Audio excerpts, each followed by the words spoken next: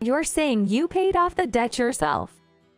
Even if that's true, a wife should respect her husband and keep quiet. Flaunting it like this is just shameless. My husband Jake had debts from before our marriage. The total was $300,000. I was the one who paid off that debt. Jake didn't have enough income to repay it, and he was barely making ends meet on a daily basis.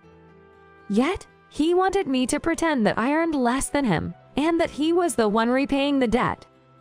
To maintain a good relationship with my in-laws, I had tolerated this for a long time. However, a certain event made me stop doing so. When my in-laws found out that I had paid off the debt, instead of thanking me, they insulted me by calling me shameless. Why do I have to be treated like this? I can't stay in this house anymore. I decided to leave everything behind and go. This would lead Jake and in-laws down a path of downfall. Jake and I are a couple in our 30s. We live with his parents. My father-in-law will retired a year ago, and my mother-in-law Mary has always been a homemaker. Me and Jake both work, but since Jake works at his office and I work from home, I did most of the household chores. I almost do as much housework as a full-time homemaker, yet I earn more than my husband. But my in-laws don't know this. Jake asked me to pretend that our household was running on his income alone. I guess he has some kind of pride. Initially, I thought it was fine for the sake of getting along with his family, so I complied. But it turned out that my husband had a $300,000 debt. Originally, it was a debt incurred by Will from a failed investment, leading to his bankruptcy. However, Jake became the guarantor, so we had to repay the $300,000. I was furious about being kept in the dark, but as we were both working, I thought we could repay it together. But it turned out that my husband's income wasn't enough for the repayment, and almost all of it had to come from my earnings. Then my husband wanted me to pretend that the debt repayment was being managed from his income. In reality, Will had already retired, and Mary had no income as a homemaker. Will's retirement money went partially to the debt, and there was none left. Naturally, all their savings for retirement, invested and lost, were gone.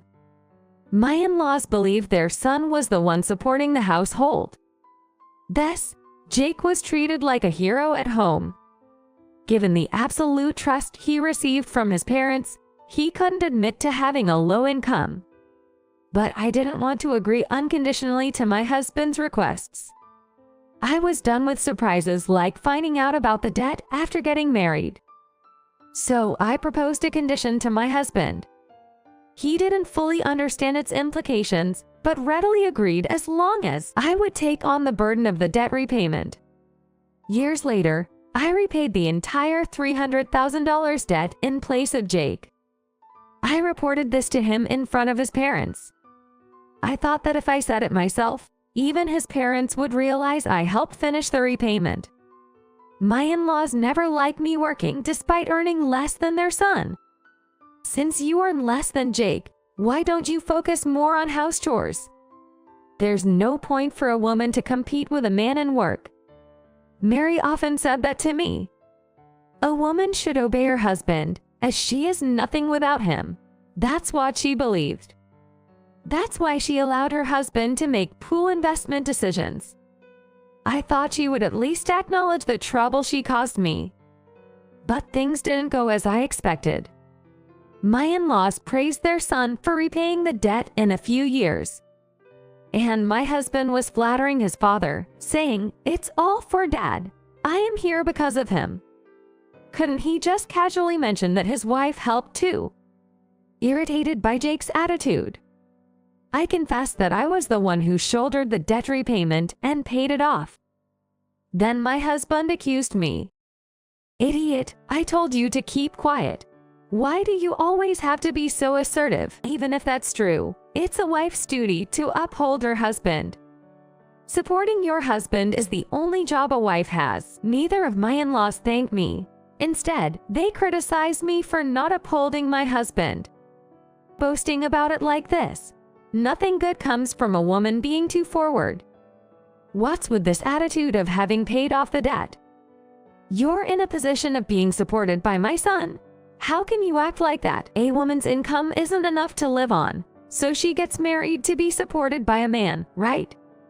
You're saying you helped repay the debt, but you must have only contributed a little," and so on. My husband and in-laws kept hurling insults at me. The next day, things were a bit awkward, but life went back to normal. Since no one mentioned the debt issue, I thought it was over. However, a few days later at a family gathering, I experienced firsthand that the issue was still lingering. Even when I greeted them, not a single relative spoke to me. I realized I was completely ignored and excluded. At first, I wondered why, but then I overheard a gossip-loving relative loudly saying she kept the debt a secret until after the marriage. Her husband and father-in-law had to shoulder it. How shameless of her to claim she repaid it. And it was several $100,000. She was playing around with young male prostitutes. Apparently, she was about to be forced to work in dangerous places, but Jake kindly saved her. And yet she's rebellious, and so on. All of it was made up, but the relatives believed it. Most of them I only meet once a year, so there's not much interaction. Since they don't really know me, it's no surprise they believed someone who fed them lies. They never admitted their faults, hid inconvenient truths, and freely spread rumors as they pleased. Even my husband, who knew the truth, didn't correct them and went along with my in-law scheme. I wondered what I had been doing these past few years. Spending years accommodating Jake's silly pride now seemed utterly foolish. I silently packed my bags and returned to my parents' home. My husband was at work, and Mary was out to lunch with friends. The lunch money also coming from my income. Will was out for his daily walk. So it was the perfect opportunity. My absence caused a commotion only when Jake returned home. Until then, my in-laws hadn't noticed anything. It was expected since I had done all the housework before leaving. I didn't want my absence to be suspected before Jake returned home. I thought it wouldn't have the same impact otherwise. As expected, Jake called me right at his usual return time. When I answered the phone, he said, "What are you doing? Just because some relatives didn't pay attention to you, you run back to your parents' house. I can't believe you could be so selfish just because of some relatives." He has no idea how terrifying it is to be completely ignored and treated as if you don't exist. And to be treated just like a housekeeper by my own husband left me speechless. When I stayed silent, he started complaining over the phone. What about tomorrow's breakfast? Where are my spare dress shirts? My razor blades aren't in their usual place. So I snapped back. I didn't marry you to be a housekeeper. And I didn't agree to live with your parents. Your mother, a full-time homemaker, is there. Why don't you ask her? He seemed surprised by my response and fell silent for a moment. But then he retorted, "How can I ask my elderly mother to do housework? You are my wife, aren't you? A wife should just quietly obey her husband." I immediately responded that if there are 3 adults in the house, they should share the chores. I also added that I'd be willing to obey someone reliable. But I don't want to board a sinking ship by obeying someone like him. He was still ranting, but I didn't want to listen anymore, so I hung up. A week later, my in-laws started calling me persistently. I considered ignoring the call, but then thought it would be troublesome if they schemed something else. So I answered, only to be met with an immediate angry shout. "What have you done?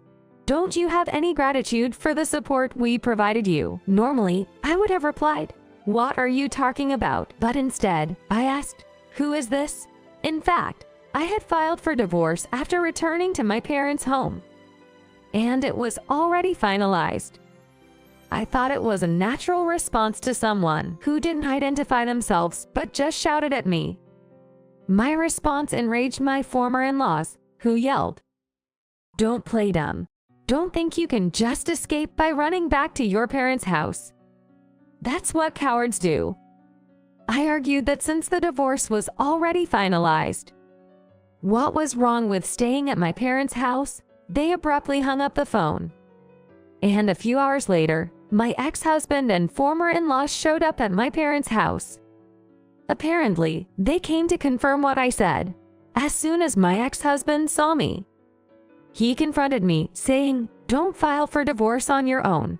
I don't remember agreeing to that. A forged divorce document is invalid," and he tried to grab me. I brushed off his hand and asked if he remembered the big fight we had before. My husband and I often argued about things like the debt repayment and whether our lifestyle was too extravagant for his income alone. But those disagreements escalated into a huge fight that almost led to divorce. During that time, my ex-husband prepared a divorce paper as a means to silence me, and it even had his signature on it. He had threatened me, saying, "If you talk back like that again, we're getting a divorce. I'm serious." He threw it at me, but I kept it, thinking it might be useful someday. So when I thought it was the right time, I just added my signature and submitted it to the office. From my perspective, using a signed divorce paper as a tool in a marital spat was unacceptable. I was thrown into a situation where I had to consider divorce seriously and kept silent to avoid arguments. I questioned him. "You threw the signed divorce paper at me, and now you say you didn't mean it." "Really?" At that, Jake fell silent, looking dejected. Then my former in-laws stepped forward as if it was their turn. They showed me a loan agreement and accused me of doing something terrible. We are family, and when a family member is in trouble, you help them. But to make a contract like this within a marriage, you are a horrible woman. They were completely denying everything I had done. I wanted to scream that I was the one who supported their lifestyle with my income. But I held back, fearing it would complicate things further. Back to the loan agreement. It was a document to avoid gift taxes for shouldering my husband's debt repayment. It stated that I was only repaying on his behalf and that he must repay me later. I wanted to avoid any potential taxation, so I made sure it was clear. At the time, my husband agreed to it without fully understanding its implications. I knew relatives would come again around Christmas, as they did every year. Not all of them, but some visited the family altar in my in-laws' house annually. So I hid the document in the altar's drawer, knowing someone familiar with the altar would eventually open it. The drawer usually held spare candles. My in-laws and ex-husband, being careless about such things, would eventually run out of supplies and use the spares. Human psychology dictates that one would check an unfamiliar item found in such a place. I cleverly used this to expose the truth about my in-laws and ex-husband. Naturally, the relatives scorned them as demon in-laws and a monstrous husband for making their daughter-in-law repay debts. They were already being shunned for spreading lies about the daughter-in-law who even shouldered their debts. It was a disgrace to the family. They were even told never to use the family name again. Their surname was somewhat unusual, so relatives suggested they change it, not wanting to be associated with them. Mary's maiden name was more common, so they might end up changing it. I'm not sure about the legal aspect, but that was their own doing.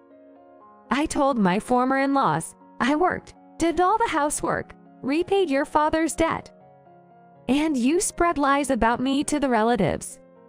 And to degrade someone's reputation with false stories, is that what families do? This is what they call poetic justice. I said it all with a smile. I had a final word from my still shocked ex-husband. I'll need you to strictly repay the $300,000 I loaned you. pay on time, or I'll demand full repayment at once if you're late. Okay, I showed him the loan agreement with a smile. A smile can be more intimidating than anger in such situations. The three of them, who had confidently confronted me, were now clearly intimidated. They must have thought I wouldn't dare to stand up to them. I must have seemed like a different person in their eyes. I told them to communicate through a lawyer from now on. If they ever showed up unannounced again, or called persistently like before, I would report them for harassment and stalking. They begged me to spare them from involving the police, bowed their heads, and slunk away in defeat. Their departure was the sad retreat of those who had lost. Afterward, my former in-laws' house fell into complete disarray. It seems they finally realized that their son's income alone could not sustain their previous standard of living. Now that they knew how much they had depended on my income, it was too late. Perhaps my warning that any further contact would be reported to the authorities worked, as they did not come to me for money. Former mother-in-law apparently decided to start working part-time to maintain their lifestyle. However, finding a job was difficult for someone who had never worked outside before. Especially in her 60s, I heard she was struggling to get hired. Will, having worked until retirement, was optimistic about finding work quickly. However, as he was promoted only due to seniority and lacked competence, he couldn't find even part-time work. As a result, they were struggling so much that even daily meals became a challenge. My ex-husband continued his regular job and started doing part-time work to pay back the debt to me, working every evening on weekdays and all day on weekends. All his part-time earnings went to debt repayment, leaving no improvement in his life despite all the hard work. He became so haggard that he looked over 10 years older from his actual age. I heard he made a major mistake at his primary job and was in a precarious position. After a while, I moved out of my parents' house and started living alone. Without being forced to do housework for others and with the ability to focus on work, my efficiency increased, leading to a raise. I'm now enjoying a fulfilling life, able to use my time and money for myself.